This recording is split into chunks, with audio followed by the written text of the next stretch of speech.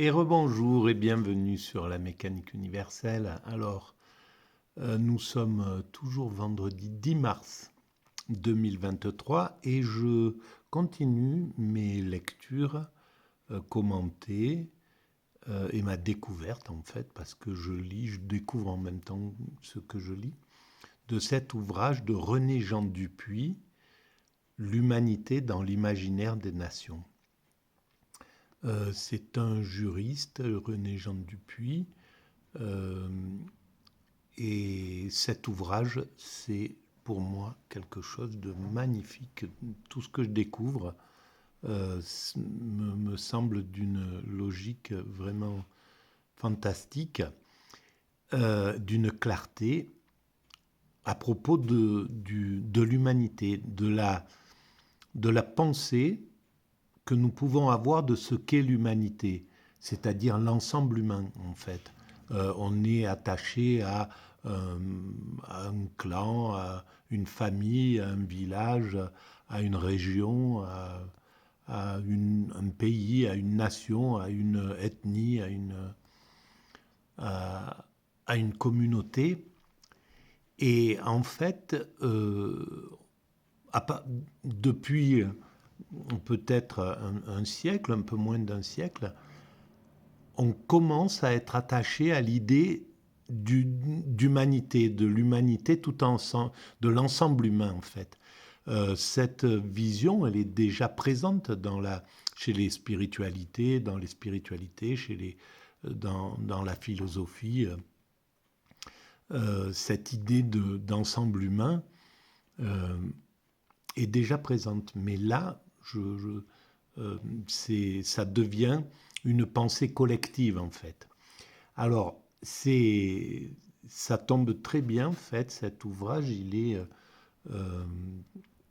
éclaire la théorie que je développe sur le site mécaniqueuniverselle.net et qui essaie de démontrer que l'humanité, justement, dans son ensemble, évolue progressivement vers son ultime perfection. Et cette ultime perfection, c'est la paix universelle, la fraternité, le fait de fonctionner de façon universelle. Hein. On a déjà construit les structures, l'ONU, l'OMS, l'OMC, il y en a de nombreuses, pratiquement tout ce que l'humanité comporte d'activités et a son organisme à l'échelle mondiale depuis peu, hein, depuis le milieu du siècle dernier en fait. Et donc, ce qui démontre que nous allons vers cette unité, en fait.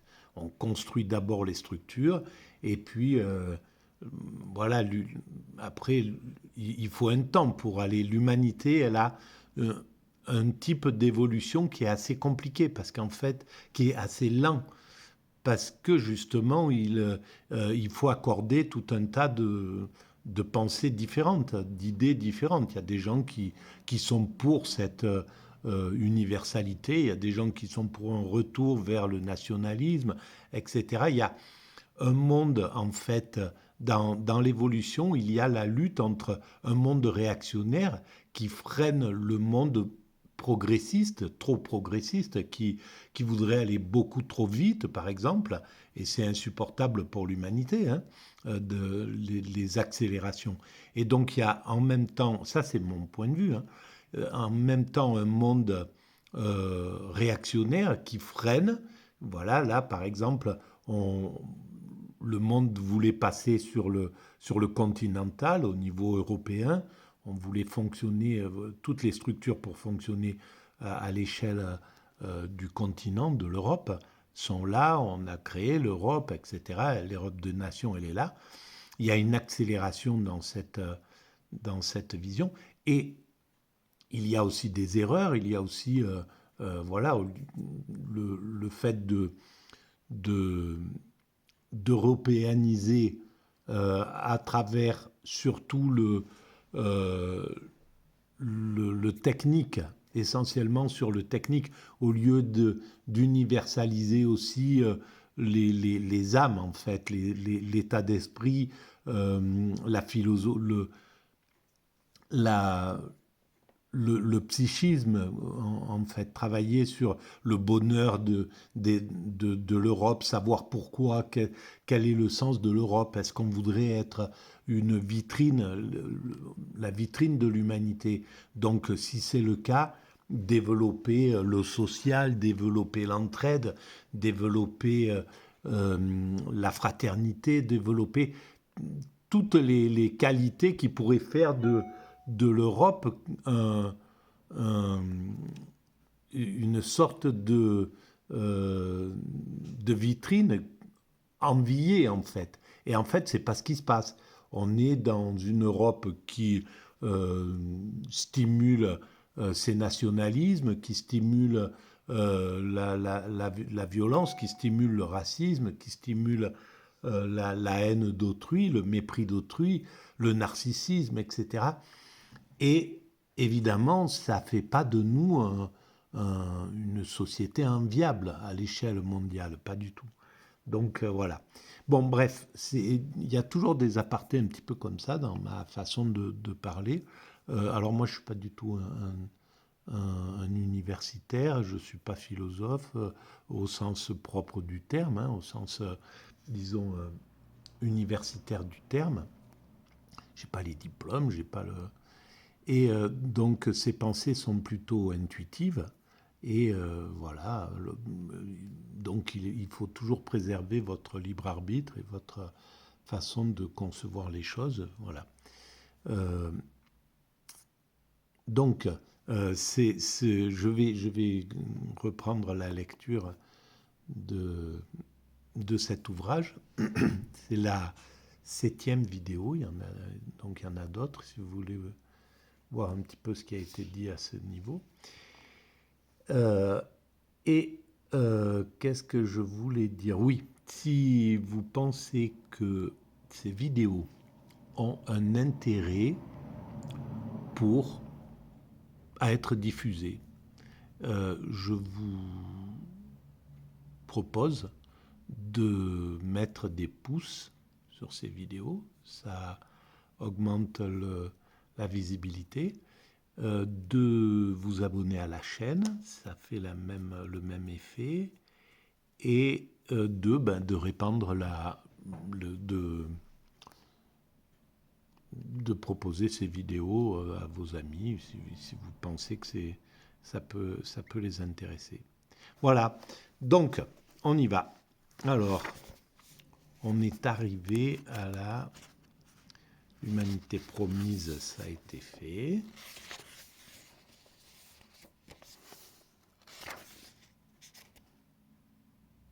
Non, c'est l'humanité promise, en fait. Voilà.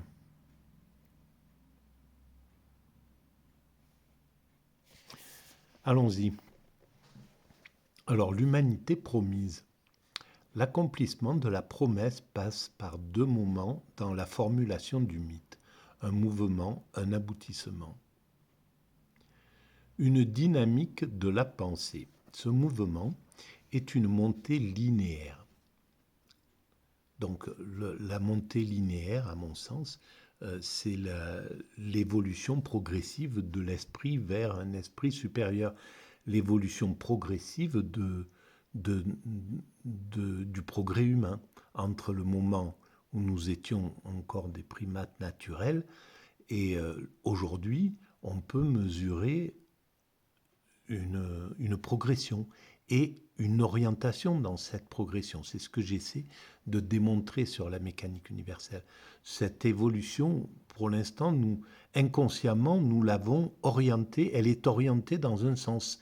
Et pourtant, nous la faisons sans volonté, sans but à accomplir, sans finalité. En fait, on évolue de façon intuitive, de façon spontanée, voilà. Et pourtant, si on trace une ligne entre le début de nos origines primates aujourd'hui, une ligne d'évolution, et qu'on la prolonge dans le futur, on voit qu'on aboutit à cet état d'ultime perfection dont je parle, et qui est la paix universelle, la fraternité, un fonctionnement parfait, un monde tout à fait écologique, devenu tout à fait écologique, voilà. Et une, une accession à l'extase, à ce que nous appelons l'extase, le bonheur, la félicité, le nirvana, l'éveil, la béatitude, voilà. Facile. Alors, une dynamique de la pensée. Ce mouvement est une montée linéaire. Le progrès est porté par la perfectibilité de l'homme. C'est elle qui le conduira à l'humanité finale.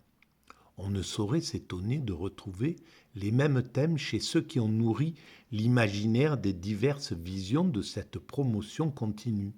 L'éducation qui, en développant la raison, révèle aux hommes leur commune dignité, Dieu, soit pour retenir son message d'amour et construire une solidarité, soit au contraire pour s'en affranchir et substituer à son culte celui de l'humanité. C'est le cas du communisme, par exemple, qui est une religion de la finalité, hein, c'est la même chose, mais qui se veut sans religion, sans spiritualité.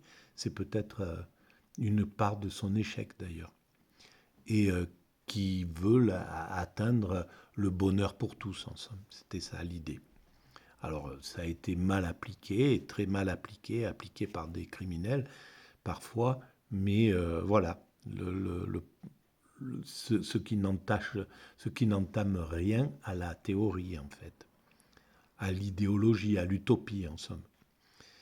L'État, enfin, soit pour transformer et en faire une structure de la communauté, des peuples, soit pour l'évacuer et atteindre celle-ci sans recourir à sa médiation.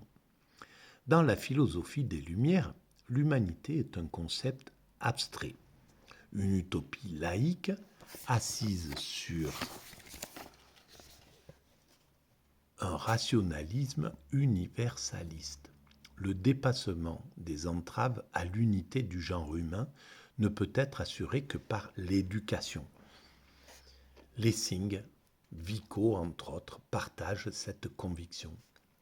Le développement de l'humanité vers sa perfection sera porté par le progrès du savoir. Eh bien, c'est incroyable. Moi, je découvre en même temps que je lis, donc en même temps que vous, à part si vous connaissez déjà cet ouvrage, mais c'est le premier ouvrage que je lis de lui, et c'est incroyable parce que donc il a été écrit en 1991, publié en 91, et je retrouve euh, tout le travail que je fais depuis l'an 2000 hein, sur le site mécaniqueuniverselle.net.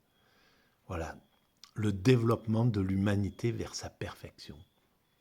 C'est incroyable. Sera porté par les progrès du savoir. Donc ça a déjà été pensé par la philosophie, le fait de chercher à atteindre sa perfection. On a perdu le goût de cette recherche à cause de ce qui s'est passé au XXe siècle.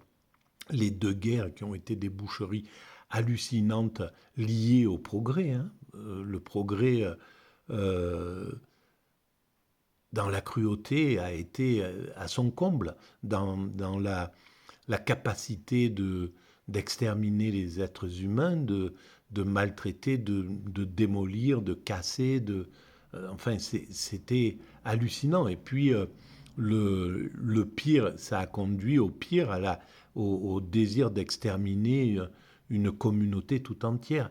Voilà, et donc on est sorti de cette guerre avec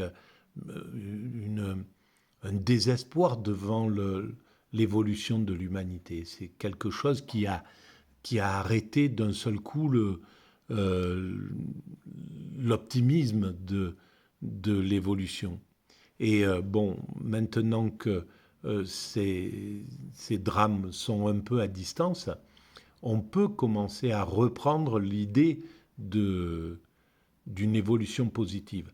Parce que le progrès, ce n'est pas le progrès qui est en cause, c'était les criminels qui ont utilisé le progrès. Voilà, il ne faut pas se leurrer non plus. Donc les progrès de l'industrie entraîneront la disparition des inégalités. C'est en l'ouvrant à tous que l'on accédera à l'égalité de tous dans un même peuple.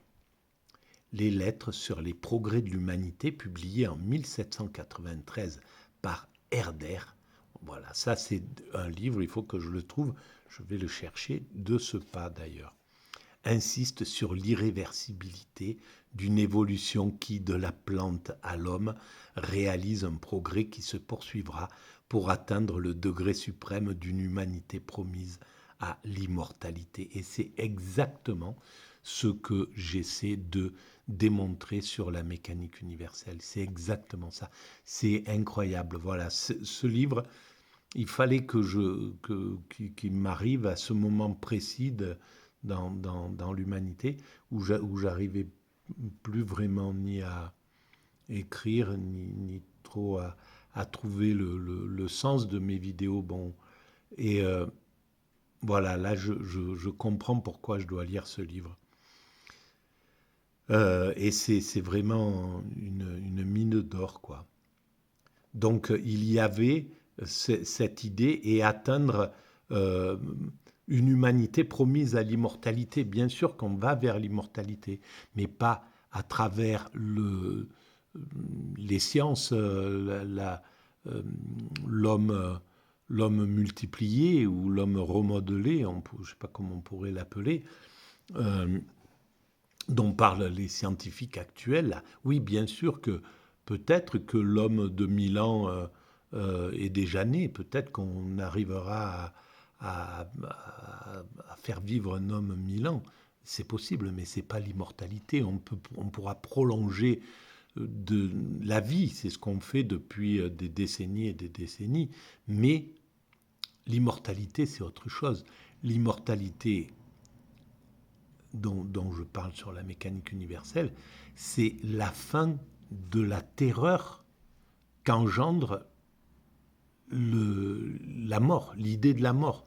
Et en fait, c'est pour ça que nous allons vers cet état d'extase dont je parle. Parce que l'extase affranchie élimine la peur de la mort. Et donc la mort elle-même, parce que tant qu'on est vivant, la mort n'existe pas. Elle existe que par la peur qu'elle engendre, que par l'inquiétude qu'elle engendre, que par l'angoisse qu'elle engendre en nous d'une manière ou d'une autre. Mais s'il n'y a plus cette angoisse, si on est dans un présent continuel, que notre esprit ne peut pas se projeter vers le futur, eh bien, on est dans cet état d'extase et qui affranchit l'homme de la mort. Voilà. Assujettis à leurs instincts égoïstes, les hommes, aux yeux d'Emmanuel Kant, font partie d'une communauté universelle, elle-même imparfaite, bien sûr. Mais l'objet de la destinée humaine est la totalité, mythe que Kant a sorti d'un moyen au service de sa réalisation, la reconnaissance d'un droit universel incorporé dans une société des nations. Eh ben, c'est ce qui a donné l'idée de l'ONU, etc. Voilà. En fait, la philosophie, et c'est pour ça que j'aime la philosophie me semble être un peu maîtresse dans les sciences rationnelles de l'humanité. Le nationalisme empêchera la Révolution française de mettre en œuvre un tel projet. Ah, alors voilà, donc la Révolution française avait une idée d'universalité, mais la pression nationale, mais comment aurait-il pu faire autrement? Les Français ne pouvaient pas amener l'idée d'universalité aux Anglais qui étaient plus ou moins leurs ennemis, aux Allemands, aux Russes, aux Prusses, je ne sais pas toutes les comment ça se passait en 1789, mais en fait on était tous plus ou moins ennemis dans ce monde. Donc pour amener à l'idée d'universalité, il faut que tout le monde soit apte à pouvoir l'entendre. Donc il y a encore du chemin, on le voit. Il va falloir dépasser des nationalismes, euh, faire des nationalismes quelque chose de folklorique, en somme, de doux, qui faire que nos différences ne soient pas l'objet d'un différent envers les autres cultures, envers les autres peuples, envers les autres nations, etc. Et ça, c'est tout le travail que l'humanité a à faire. Et effectivement, ça va prendre du temps encore. Donc on n'est pas encore, on est encore un peu loin de l'état de perfection dont je parle.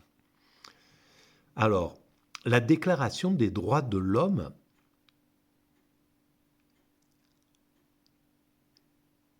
de 1789 ne répond pas à des objectifs utilitaristes qui se trouvaient à l'arrière-plan de ces devancières américaines.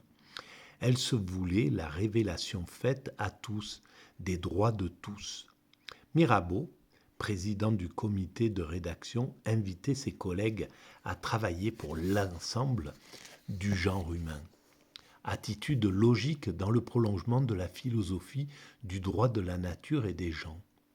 Cependant, la déclaration, en affirmant les droits des citoyens, souffrait d'une ambiguïté qui n'allait pas tarder à s'aggraver à partir de la Convention. Dès lors que la déclaration précise que l'homme exerce ses droits dans le cadre des limites déterminées par la loi, elle instaure le primat du pouvoir législatif, substituant son arbitraire à celui de la puissance royale. Alors que l'homme est membre de l'humanité, le citoyen est situé à l'intérieur d'un État qui, en définissant ses droits, peut altérer ce que l'homme tient de la nature, conséquence inévitable de l'application de la pensée de Rousseau par la Révolution. La loi, expression de la volonté générale, est nécessairement celle du bien commun. Infaillibilité législative à laquelle Saint-Just donnera une formulation terrifiante. Quand la loi a parlé, la conscience doit se taire. Effectivement, c'est terrifiant. Parce que si la loi est injuste, la conscience doit pouvoir compenser. C'est pour ça que, par exemple, dans l'expérience de Milgram, où on voit que l'homme peut agir, peut obéir à des ordres même iniques, c'est-à-dire torturer un semblable devant l'autorité, l'humanité doit maintenant monter la capacité, la loi, faire une loi universelle, la loi de pouvoir désobéir à un ordre inique, quel qu'il soit, et venant de qui que ce soit, d'un gouvernement, d'un État, d'un groupe, de qui que ce soit. Pouvoir désobéir à un ordre inique. L'humanité devra, à mon sens, faire monter un droit comme ça, une loi qui protège l'homme qui désobéit à un ordre inique. Voilà. On vous demande de faire une guerre qui est injuste, vous n'y allez pas, vous devez être protégé dans l'humanité. Et ça, je pense que c'est quelque chose que l'humanité devra prévoir. Alors, je vais arrêter là pour cette vidéo. Tiens, on va voir combien de... Oui, il reste... allez, on y va, on va continuer.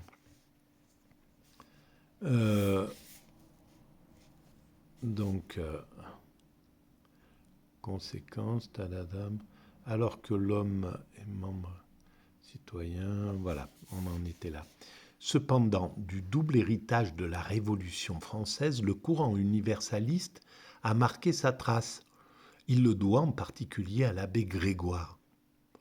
Après avoir montré son attachement à l'égalité en luttant à l'Assemblée constituante pour délivrer les Juifs et les hommes de couleur de l'ostracisme et les élever au rang de citoyens, il proposa à la Convention 2 projets de déclaration du droit des gens. Malgré leur échec, ces textes ont énoncé les principes qui devraient se déposer dans la conscience des peuples.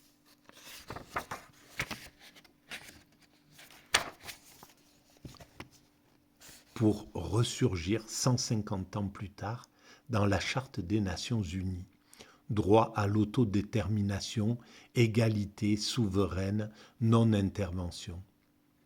On reste frappé par les entraves opposées alors à la fraternité dans la vision de l'humanité. La notion dévorée dans les combats des factions finira par se proposer dans une option qu'il a niée, la fraternité ou la mort. Ah, ah. Bon, je suis désolé, il y a un appel qui est dans mon oreille. J'ai une oreillette et ça me perturbe. Donc je relis. On reste frappé par les entraves opposées alors à la fraternité dans la vision de l'humanité. La notion dévorée dans les combats des factions finira par se proposer dans une option qu'il a niée, la fraternité ou la mort, compromise par les meurtres commis en son nom par ceux qui réduisaient chaque jour le nombre de leurs frères. Elle ne reparaîtra qu'en 1848, portée par les premières ferveurs socialistes, mais celles-ci se conjugueront à la science et à l'histoire pour annoncer l'avènement de l'humanité. Bon, je suis désolé, j'ai juste pu lire et pas pu commenter parce que j'avais ces appels continuels dans l'oreille. Voilà, mais bon, je pense que vous avez compris le sens et l'intérêt de cet ouvrage. Voilà pour cette vidéo. À très bientôt. Merci.